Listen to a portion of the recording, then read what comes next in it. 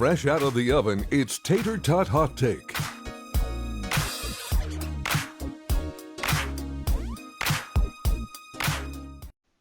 All right, so obviously, it was quite hot. It was, yeah. I mean, this is something a little different, okay? Because we have a guest here. He is the host of W2 Performance podcast. He is a former St. Thomas Academy grad, 2011, and he's a former UND grad as well. Ooh, and we got Will Ratelle. Will, welcome to the show, man. We're happy to have you.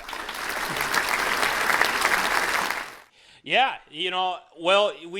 I can't remember. I think it was like a month and a half ago, you reached out to me and, told me about W2 Performance, and were like, hey, I think this would be beneficial for both of us. And I'm like, well, of course, you're a former Academy grad, and, we're both, we have that connection. We're friends here. So, hey, Will, welcome to the show. Thank you. I honestly, dude, I'm excited to be here because I got a bone to pick with you a little bit. All right. Well, before we talk about that specifically, Will, we got to talk about your podcast, okay? W2 Performance. First of all, I got to ask you, what made you want to start up this podcast? So that's a good question. So, all right, here we go. So I'm a strength and conditioning coach at University of North Dakota, and for those of you who don't really know the typical kind of career path as a strength and conditioning coach, it's just like any other kind of sport coach where you possibly could be moving around a lot. It takes it takes some time before you start earning like a big salary. Just like any other sport, you start as an assistant, you're getting paid not very much, you kind of work your way up the chain. Sure. Maybe move across the country a couple different times. I've been fortunate enough where I've been in the same spot. I'd say the job security is a little bit better than if you're a football coach, but the way you kind of get paid and have to work your way up is the same, where you're not making a lot at the beginning and you're slowly starting to build a career, and then hopefully by the time you're late 30s, early 40s, you start making some real good money. So right. I'm 27. My salary isn't bad. It's not high, and I just figured I might as well make some sort of content, put it out online, and maybe in 2 years it gets big enough to where I can start monetizing it, and then it just becomes a second stream of income. Mm-hmm. So that was really the main purpose behind it. And then the more I've done it, the last probably 6-7 weeks, I think I've started to get a little bit better at making content and editing videos. And I don't know if you've listened to many of the podcasts. I think I've done 9 or 10. The first 4 were just horrible because I didn't know what I was doing. I wanted to have an organic conversation, but at the same time, I wanted to make sure that there were certain talking points. I would script certain things out with the guests on. But now it's getting better to the point where I'm getting a better feel of having an organic conversation with people and just kind of letting the conversation roll naturally. Sure. So I'm enjoying what I'm doing with it, and I feel like I'm getting better at making content, and I just want to continue to do stuff. And then on top of that, so when I was probably high school age, probably in high school, YouTube or online content wasn't as big, but it was starting to get bigger. Yep. So when I wanted to find something, it wasn't as accessible regarding sports or strength conditioning, whatever the topic is. And now it's getting more accessible for people. So I figured why not be part and hopefully and just put out free info, 4-minute videos, 5-minute videos, 2-minute videos, podcasts, and hopefully a high school coach somewhere sees it, or a high school kid sees it, or just anyone else in the profession sees it, and then it becomes something that they can look at, they can check out once a week and find some sort of useful information that might be helpful for them. So I don't know if I can really answer your question, but yeah, that's kind of where I'm at. Right. I mean, Will, you know your stuff 100% because every time I've watched a new episode or whatever you're talking about, I mean, it's so informative, and also, I mean, now that social media is around, I mean, you can post it anywhere, you can do anything, and like you were saying, the first couple episodes, you learn. I mean, you learn as you go sometimes when it happens like that, and now that you got Minnesota Sports Live sharing all your stuff too, and you helping us out as well. I mean, it's just fantastic, and I really highly recommend to our zoners to check out W2 Performance Podcast. You had a new episode out. Was it 2 days ago, Will? It was Cam Deep. I think I posted it yesterday. I think yesterday morning. Yeah, I posted it yesterday morning. Right. And you have, correct me if I'm wrong, but you interview other strength and conditioning coaches at different universities, right? Yeah, so I just reach out to pretty much anyone I follow on social media, and I say, hey, I'm doing this podcast. I love talking to people and figuring out kind of the way they do things. Sure. Maybe it's same thing, maybe it's different, and then whoever responds, we kind of set up a time to talk, yeah.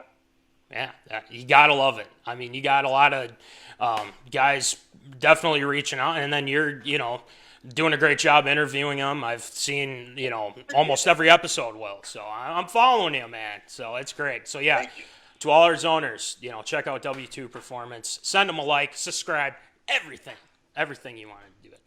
Do it all. So Voldy wouldn't forgive me if we didn't talk about UND here, especially the Vold family. So Voldy is a big UND fan, as well as his whole family, like I said. Well, you had one heck of a career at UND. You made first team Big Sky honors in 2015, 12.5 tackles per loss, 4 sacks in that year. I mean, well, what was your what was the experience like for you playing for UND? I loved it. I loved Grand Forks. I loved the university. No, I had fun. So I'll just kind of go through the way my career kind of went. Yeah. So my first year, obviously I loved my redshirt year because I didn't have much responsibilities. I could kind of do whatever I wanted and have fun. And then my freshman, sophomore year, I was back up. Got a little bit of playing time. Some games I'd only get, one series. Some games I'd get 4 or 5 series. Just kind of depended on the game, that freshman and sophomore seasons. And then junior year, I kind of took over a leadership role because the guy I was backing up, he was a captain. He was a senior. He ended up leaving, or graduating, I should say. So I kind of had to take on a leadership role on defense, ended up being a captain as a junior, starter as a junior. And then same thing with senior year when I kind of excelled a little bit more on the field. I love UND. I love Grand Forks. That's why I'm back here now. My time at UND is awesome. My time here at UND as a coach is awesome. Probably wouldn't want to go anywhere else unless there's some huge opportunity anywhere else. So I'm really happy where I'm at. Well, that's great. Well, just knowing you from STA and whatnot, everyone knew you were just an amazing athlete, amazing person as well. And, you go to UND and you have one heck of a career. We all knew you were going to do fantastic. I mean, it was almost a given. And, you're just that good, man. I'm just saying, you're just that good. And, I think kind of the big thing is, the whole transition for you. Before I get into a little bit of what you did in the NFL, how was it that you got the job as a strength and conditioning coach at UND. Yeah, so like you said, for 2 years I was on and off NFL, CFL, but I had a really good relationship with my strength and conditioning coach in college. He knew that I went to school for kinesiology. I plan on getting a master's in kinesiology. So he knew that's kind of the route I want to go to him. So we just stayed in touch after I graduated from UND for 2.5 years, and fortunately for me, this doesn't happen with most people, so I was pretty lucky. But there was an opening when I decided I was done with football, and he offered it to me. Thankfully, I don't know where I'd be without it. So, that's just kind of the way I ended up getting hired here. So I was pretty fortunate the way that happened. Sure. We have a Zoner question. Actually, it's Voldy's mom. Voldy, what was the question again? I missed it. Yeah. Go-to question is, there's a restaurant in Grand Forks called the Red Pepper. Mama Vold wants to know what Will's favorite grinder is. All right. Well, what is your favorite grinder at one of the is it a dining establishment up in Grand Forks? Yeah, the Red Pepper. Red Pepper. Yeah. I don't go to Red Pepper. I don't like Red Pepper. He doesn't like it. Voldy? What? That is a travesty. I've had Red Pepper one time, and I don't remember what I got. Yeah. And I didn't like it, so I haven't gone back since. I don't know. Just lost a lot of respect. Wow. Oh, it looks like Voldy's a little... he might have a bone to pick with you now.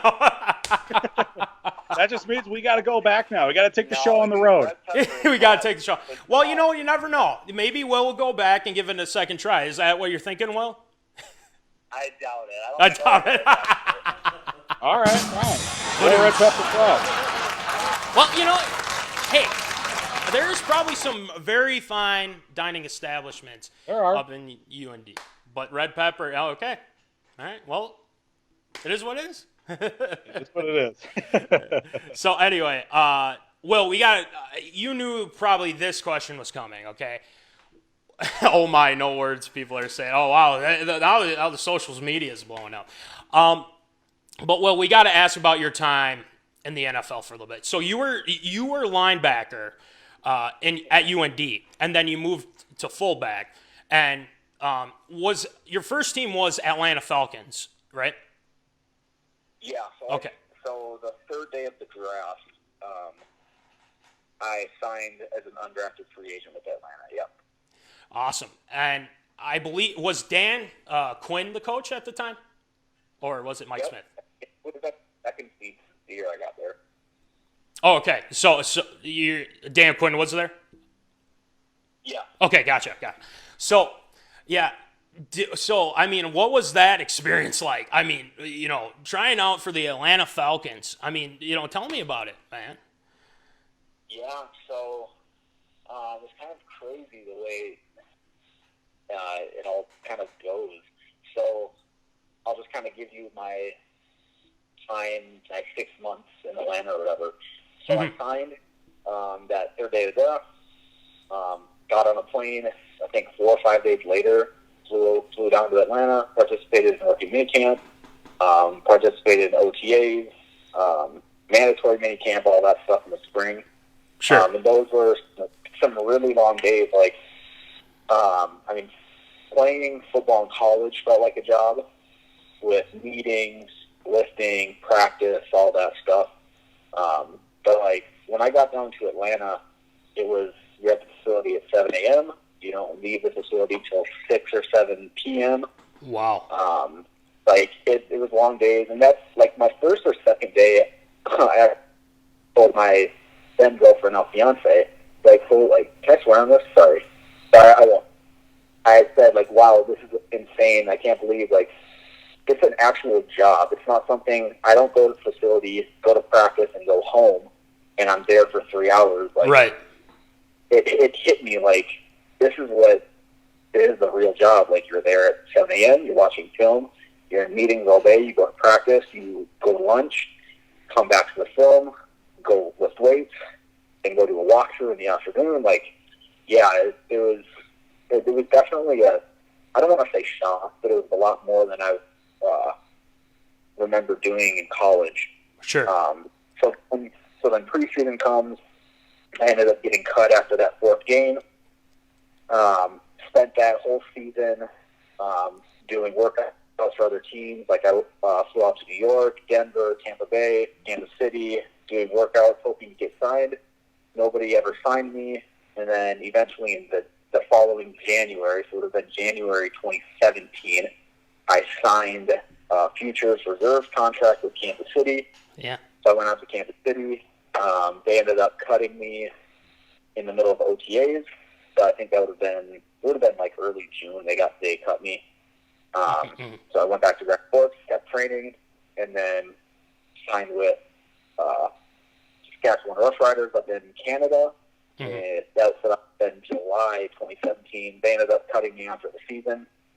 That whole time I was kind of off and on practice squad, active roster, practice squad, active roster. They ended up cutting me after the season. And then I kept trying to get signed by anybody, NFL or CFL, that following winter. Nothing came about. And then that would have been the following spring, so spring 2018. I decided I was done with football, trying to pursue that. And then I got the job at UND. So, yeah, it was, a lot of work. In hindsight, there's a lot of things I would have done differently.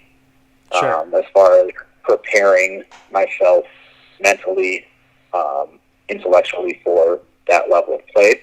Right. But, yeah, it was definitely a good experience. So, I don't really have any regrets, but I definitely would have done things differently in hindsight.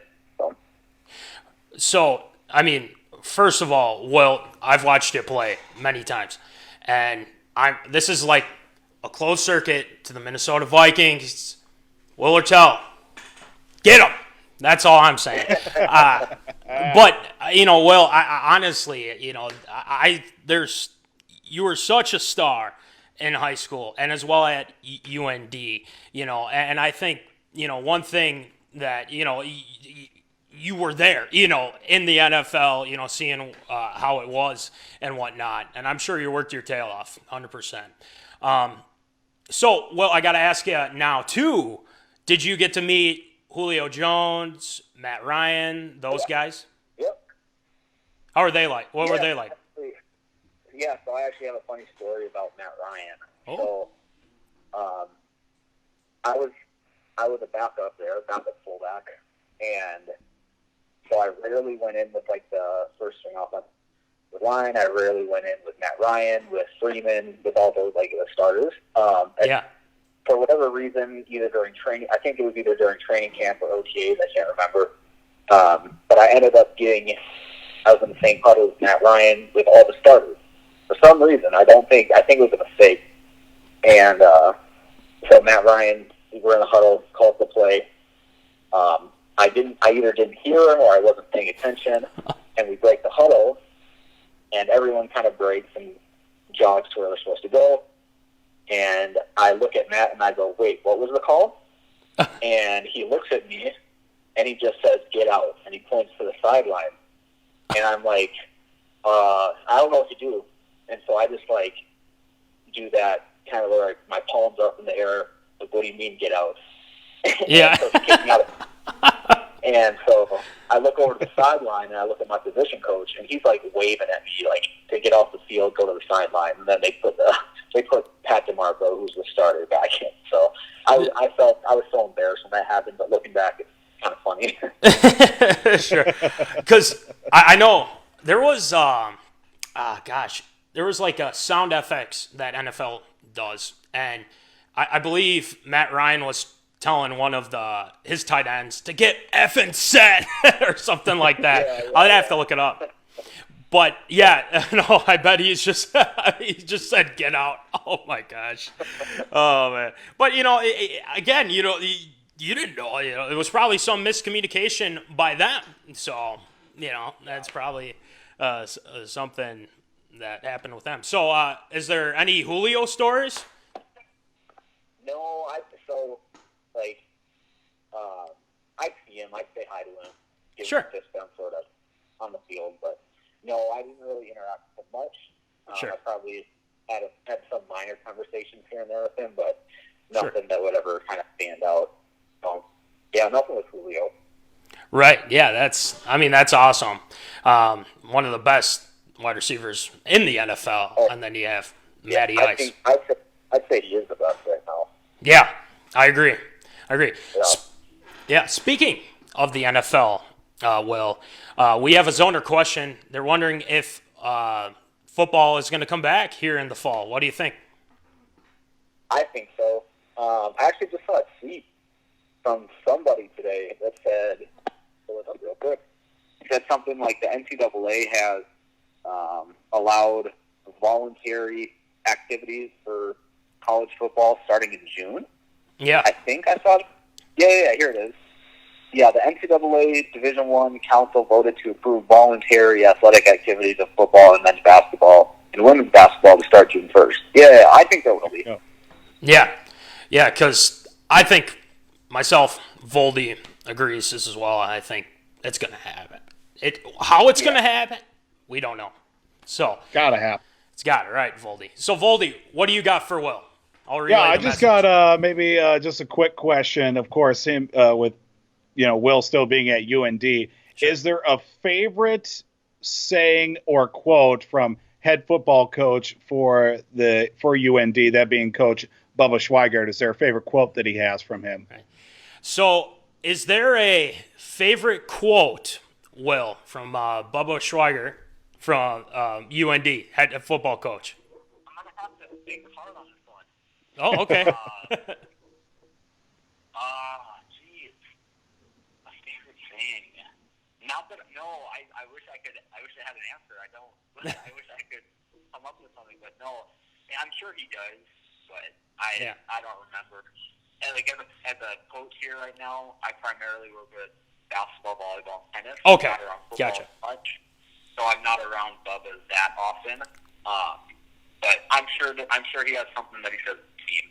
I just don't know what it would be. Okay, Voldy, what did you have? Did you know? Oh, you didn't know. No, okay, no. gotcha. I was just asking if he had like something that he's kept with him from his playing days or something like that. I don't know. Sure. Yeah. But hey, it's.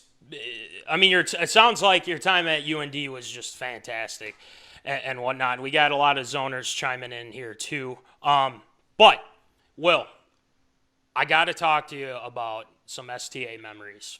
Okay. Sure. Do you remember when we played Montemita your senior year, and we were, I think it was 4th and 20, and Ryan McManus threw a unbelievable pass to Augie Braddock, our good friend Augie Braddock, convert on that, and then I believe he scored the touchdown to put us back in it, and then I remember you guys were in the huddle, and I think it was you. I'm not 100%. I think Coach Hernandez said, do you guys want to go for 1 or 2? And then all of you guys in unison, we're going for 2. So, Will, I mean, what was that experience like? I experienced because I was the water boy, obviously. But, I mean, just tell us, that game was one of the best games I've, ever seen in high school football, 100%. But you tell me what was going through your mind when you guys were going for 2 to take the lead. Oh, geez, I don't know. I do know that game specifically. Yeah. Like you totally agree. That was probably the most fun football game I've ever played. Yeah. No doubt about that. Probably what was going through my mind was you got to score, you got to win. Yeah. I don't know. If I remember, I think we did score that 2-point conversion. I think it put us up by 1 point. Yep. To win. Yep. Right? That put us up by 1 point, and then what happened was we kicked it off. They got it. They threw up a prayer. Somehow it got tipped. Yeah. It got tipped. I remember that. Yeah. It got tipped, and they caught it at the 20, and they were going to kick a field goal to win the game. And where does it go? Wide left. I think it was exactly 1 second, right? On the top. Yeah, and actually that wasn't supposed to happen because whoever was the timekeeper that game, I think, messed up on when to stop the clock. So technically we would have already won the game, Will. Yep, I think that's what happened. Yeah. Yeah, it was, one of the greatest experiences. I remember, I think it was the Northfield game, Will. I think it was the first play or something like that. They threw a slant pattern, and you stepped right in front of it and picked it off and took it to the house. Yeah, I remember that. Yeah, that was what. That was a fun game too. Yeah. Yeah, we got another Dante. What up, Dante? How much fun did Will have beating up on us at Sibley every single year? That was fun. I gotta say, Dante, I hope you're doing good, man. Yeah. I haven't talked probably 8 years or so. I hope you're doing good, Dante. Yeah, I know Dante very well. One heck of an athlete. Appreciate him tuning in. But yeah, those were one of my favorite memories of Will, playing at St. Thomas Academy and whatnot. And, Will, there was another question, and then we'll get to your Wolves here. But Dave Zebarth, former head coach, I think we on the bus were trying to determine who would win in a fight, Will Ratelle or 10 Lions and 10 Gorillas, okay? Now, do you still think you can do that? I've seen your podcast, Will. You're looking pretty ripped, man. Oh, man. I don't know. I don't think so. Oh, man. Come on. That's going to come and eat me alive. Well, I remember reading an article, Z was praising you, and I just remember those conversations on the bus coming back from games. So who would win 10 Lions, 10 Gorillas, or Will Ratelle? Good times. Yeah, I remember that. Oh, yeah. He remembers that very well. So, yeah. So anyway, Will, you said before the show you have a bone to pick with me about the Wolves. Okay. Yeah. Okay. Yeah. Tell me what's going on here. But this is about Jimmy, correct? Yeah. Okay. Hit me. Oh. All right. So first, I'll just say what I agree with you on. Okay. So, I agree that they're on the right track now with D'Lo, with Malik Beasley. Right. I think Nas Reed is looking pretty good. Yeah. I don't know how I feel about Wanto right now. Right. But whatever. I think they're looking like they got a plan now. I think sure. Gerson knows what he's doing. Mm-hmm. But so when it comes to the Jimmy stuff, Sure. so you called him a snake. Yeah. Which, that might be true. I'm not gonna disagree with that. Okay. But you can't say that the Wolves would have been better off without Jimmy than with Jimmy. Right. Okay. I can see what you're saying with that because honestly, I agree that Jimmy is a very good player. There's no ifs, ands, or buts about it. But man, the way that he handled this was just not right and not professional for one. But I will say, one thing I want to say here too, Will, is that I just think that when he did that little practice, it was kind of a little charade, saying like, I'm going to call people out here. And that's what he did. And that's what irks me the most. If that's what, I believe that's kind of my biggest bugaboo with him. And, again, he's doing well with the Heat. But, yeah, will the Wolves be better off? Well, here's the thing. They've been struggling ever since their existence, besides, KG and whatnot. Yeah. But, again, I'm not saying – D'Lo – here, let me ask you this. What do you think about D'Lo? Love D'Lo. Yes. I'm excited. That guy, he can shoot. He's got some serious ball handling ability. Yeah. The only thing I don't like about D'Lo is I think he gets nonchalant and kind of careless with his passing, and it just leads to turnovers that could be avoided. Yeah. But no, I'm happy with D'Lo. I think that was a great pickup. Mm-hmm. Yeah, I think D'Lo too. Him being with Cat as well. I mean, shoot, I think again this is a work in progress, and I think they all know. Rosas, I think, is doing a great job, and they have a lot of young guys. Voldy and I have talked about this at length here on the show too. So, but yeah, we'll see what happens. I'm excited to see. You know, it sounds like the NBA might be starting up here soon, so we'll be keeping tuned into that, obviously. Oh, so. I hope so. Oh, yeah. You love it. All right. Well, Will, can't thank you enough for being on the show with us today. Yes, claps all around. Claps all around. Even though Voldy can't hear it, hashtag let Voldy hear. There you go. Make sure you check that out. But anyway, Will, thanks a lot. And again, we're going to have you on again. And if you want a shirt, Will, let us know, man. We'll get it to you. Yeah, I thought you guys had those in stock. I'm going to message you about that. All right. Sounds good. We're going to get it to you. We'll get you all set up. So, but we'll go from there. So, Will, thanks a lot. And we'll have you on again, of course, right? Absolutely. I'll do this. I do this every week if I get it. So. All right. That's great. Nice. That is fantastic, Will. I can't wait to have you back on again, all right? So, we will talk to you later. And remember, Zoners, check out W2 Performance.